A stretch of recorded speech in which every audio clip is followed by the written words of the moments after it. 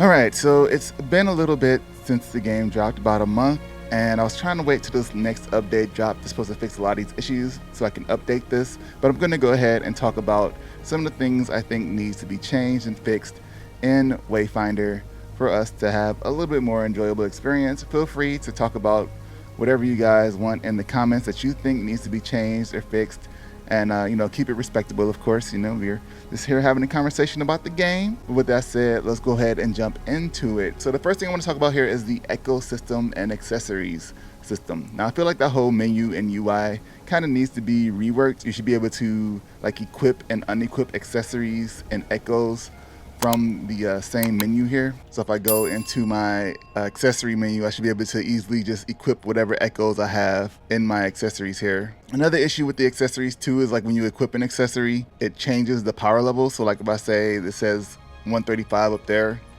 I guess this is regular power level, but it says 145 when it's unequipped. For example, this Goblin Disassembly Kit, I'm going to unequip it or equip it, and now it says 135, but I thought it was 145. So that part right there is kind of odd.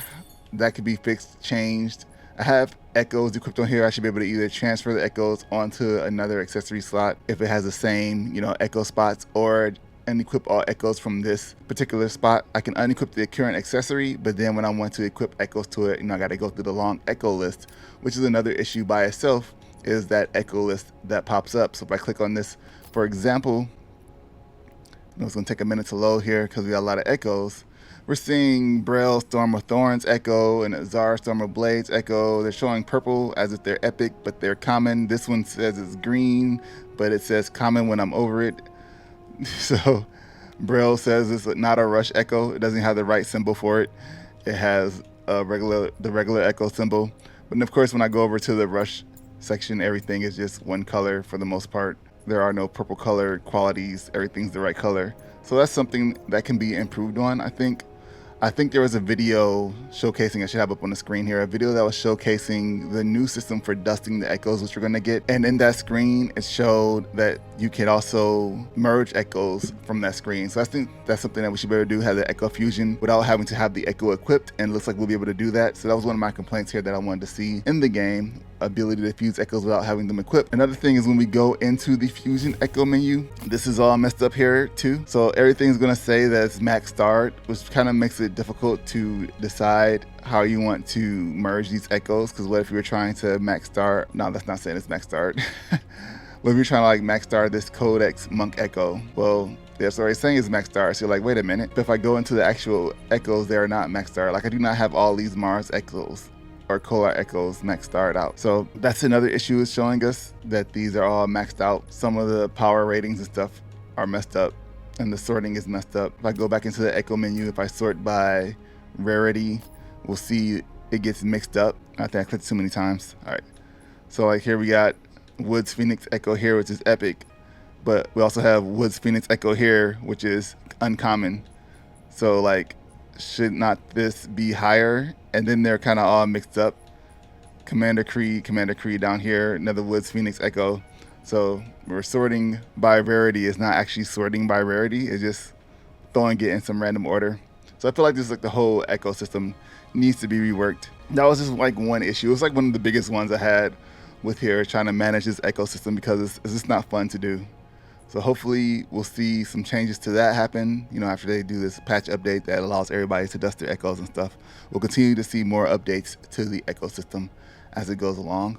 Another thing I would like to see is having a button to sell accessories. So, you know, we have all these accessories in the game. When we go to sell accessories, we have to click each one. It'd be nice to be able to like sell all uncommon or sell all common accessories like at once, you know what I'm saying? Instead of having to sit there and try to sort through and hit accept for each individual accessory. As a nice sell all, since we get so many of them during the gameplay, would be great. Another thing that would be kind of cool to have for setting things up would be a Beastiary in our discovery system. Maybe another thing here, it can even be in recipes, but I think it should have its own little menu here that showcases each of the enemies we come across, what echo they drop, you know, where they can be located, if they drop anything else that might be of useful. That would be kind of useful there to have a nice Beastiary.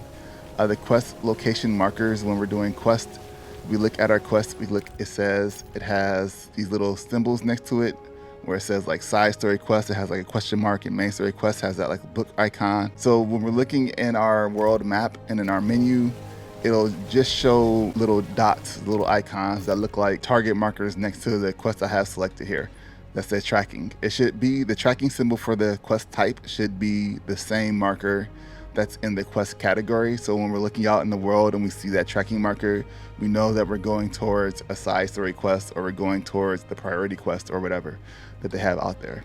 So that should be something that we have also. Another thing that we should be able to get here is the queue. So the crafting queue, not the queue to log into the game, but something for crafting, because if I want to craft some gloomstone shards, having to hold this and then hit done and then do it again like 20 more times is too much.